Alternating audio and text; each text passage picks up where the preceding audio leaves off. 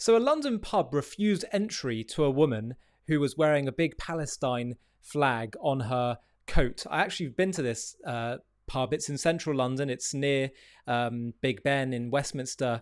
Have a watch of their interaction, and then I want to unpack this. If I was wearing a rainbow flag or a pride flag, you wouldn't stop me. No, you wouldn't. If I was wearing an American flag or an English flag or a Ukrainian flag, you would not ask me to remove it. That would be considered offensive. If I was wearing a rainbow flag or a pride flag, you wouldn't stop me. No, you wouldn't. So I'll tell you what I think about this. The first thing is, my personal preference is always not to boycott, but to have conversations wherever possible, because I do believe that people's minds can be opened, they can be changed. If Mossab Hassan Youssef, the son of a Hamas co-founder and leader, could be changed when he was raised in a diet of hatred in the heart of the Hamas enterprise, then someone like this could.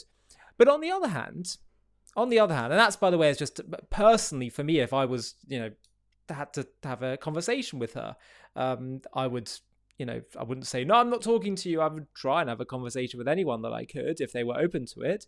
But on the other hand, there's another part of me that thinks, you know what? This flag, it's not some genuine national flag that's just calling for self-determination. If that's genuinely what it was, then there'd be a conversation to be had. And they've duped us into thinking that that is what the flag represents. But quite frankly, that flag, not so different in my mind to a swastika. Not so different in my mind to any of the other Islamist flags or an ISIS flag or something like that. And for those who may say that's an outrageous thing to say, is it? The Palestinian identity was created not because they genuinely wanted their state, because they genuinely believe they're a distinct national identity or people. From the very beginning, the architects of the Palestinian flag, the identity, they were happy to be part of southern Syria. They have to be part of a greater Arab community, empire, whatever it would be. For them, they consider themselves Arabs and part of the Arab world. And the great insult to them would be for the Jews to reclaim their sovereignty over this land because of the theological implications for them, because it would show that actually, far from their Islamic supersessionist worldview being true, actually it seems the Jewish people perhaps never were forsaken by God. It's much easier to have your Islamic supersessionist worldview when you see that the Jews are wandering the earth, exiled from their homeland. But when they return, it's much more difficult. And that's what this comes down to. It's not about a genuine claim of, we just want our state. They never had a state called Palestine. They never wanted one. And the Jews have always been prepared to offer that to them if that's what they genuinely want, even though it is ultimately Jewish land. And they've always been prepared to live alongside the Arabs in a Jewish state. But of course, no, the issue with them is the Jews having any sovereignty, any place to call home in that land. And so the great displacement that the Palestinians and the Arabs had was as a result of them waging a genocidal war to kill the Jews, not because Israel was set up and then they displaced everyone.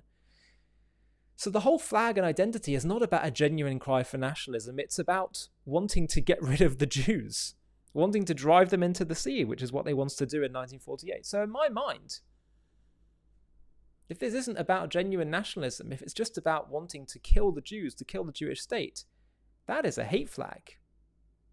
No different in my mind to a swastika.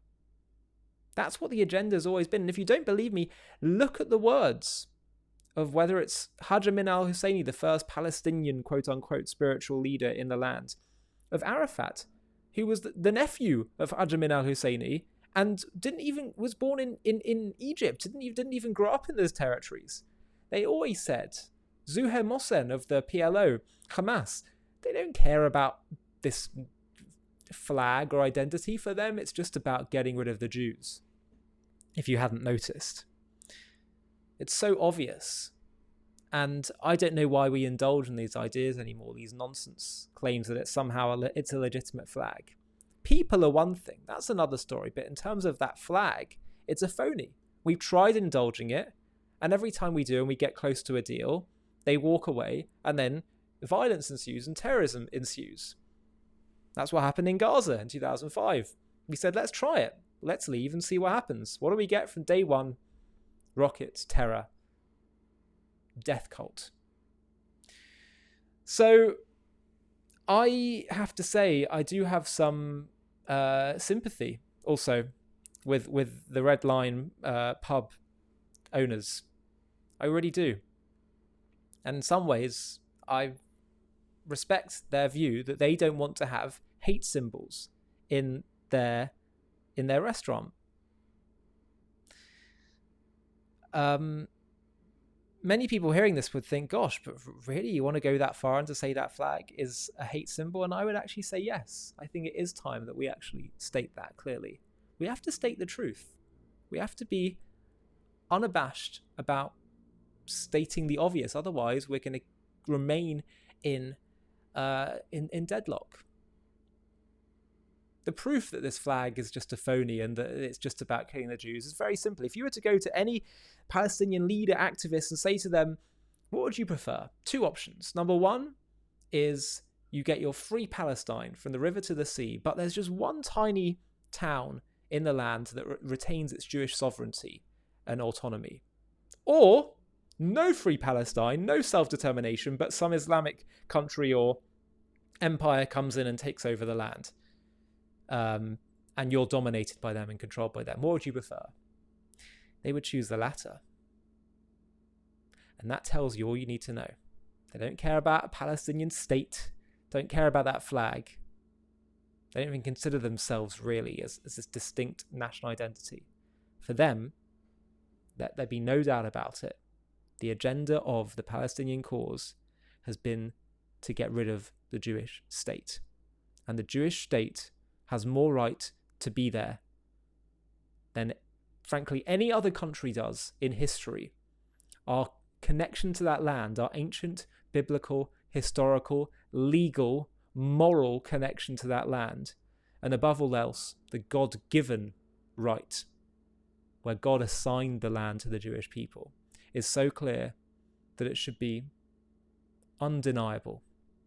Hi, thank you so much for watching. To watch another one, click here. To stay up to date with all our content, click here to subscribe. And if you're able to, you can help support JTV to grow and grow by clicking join below this video, where you can become a member and get perks including early access to videos and private live discussions with me. But most of all, you'll be partnering with us on our mission to change the world.